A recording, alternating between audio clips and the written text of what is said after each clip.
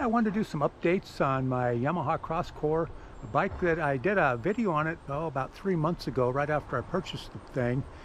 And I think I've put a little over 300 miles on the bike. And I want to go over some of the updates and some of the issues I've had with the bike. So those that watched the other video, you know I got a good price on it. I paid $1,237 out the door for the bike, which was a phenomenal deal. And of all places, it wasn't at a bicycle shop, it was a motorcycle dealership in Fairview, Oregon. They had a couple of these on the floor. They were all in white, and they said they're 22 models, which is the same as I guess the 25 models. And they had medium and small. I'm a large, I'm about 6'2", so I went ahead and got the larger frame one, and that seemed to work out for me. And when I first got this, I rode it stock for most of the time. I didn't make any modifications for the first 100 miles. And then I started other blogs that people were on and what's working and what they're doing to the bikes. So probably the first thing I did was I put some higher bars on here. The bars that come on this were flat. These are 60 millimeter rise bars, and that really seemed to help the ergonomics a lot. And that was a good upgrade.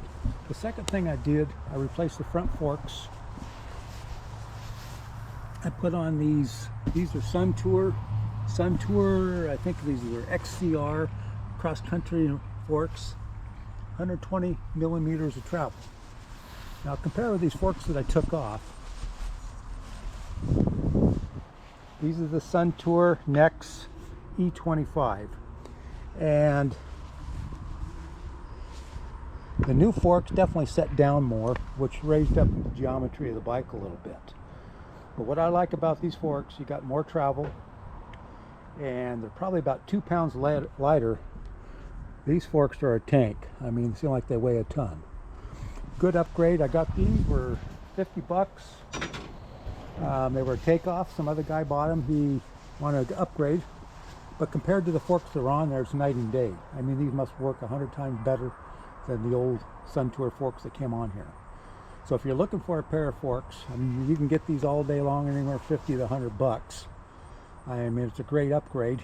And these don't have the boost, so you want to be careful you get the right size for your front wheel, or you might have to get a different wheel. But that was a great upgrade. Next thing I did put on some knobby tires. This was a upgrade from what the bike comes with. I mean, if you're doing all road riding, they're great. Probably leave them on. But I like to get off-road. I like to do some trails, log roads, and that type of thing. And these are just some cheapy tires. I got them on eBay.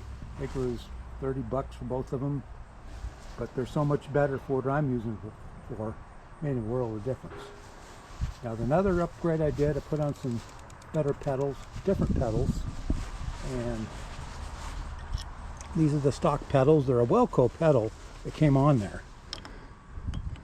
But you can see the difference. You got more platform with these aftermarket pedals, wider, and instantly was more comfortable on them.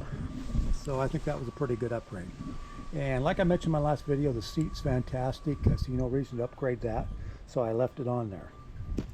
Okay, some of the things that I've noticed on this bike, like I said, has had kind of clunky shifting. Replacing the rear shifter seemed to really make a difference. You got to remember, this is your cassette. It's a lower grade. The Valivio rear derailleur, that's a low grade. The Altus rear shifter for your rear derailleur, well, 2, you know. So if you really want better shifting, you're just going to have to upgrade all 3. The Tektro brakes are fantastic on this. I haven't had any issues whatsoever. I mean, that was definitely good. I mean, for stock and everything, those are really good. So, besides the shifting, the next thing that happened to this, especially notice it when I start going up hills, like every rotation, I start to hear a clunk, or a clicking sound. It wasn't all the time, but it was usually when I was really pushing on a hill.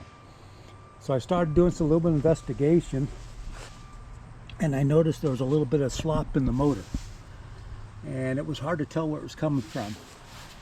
So I flopped it upside down, the bike upside down, and I noticed there was, like I say, there was a little bit of movement coming from the motor there, like maybe the mounting bolts were loose or anything.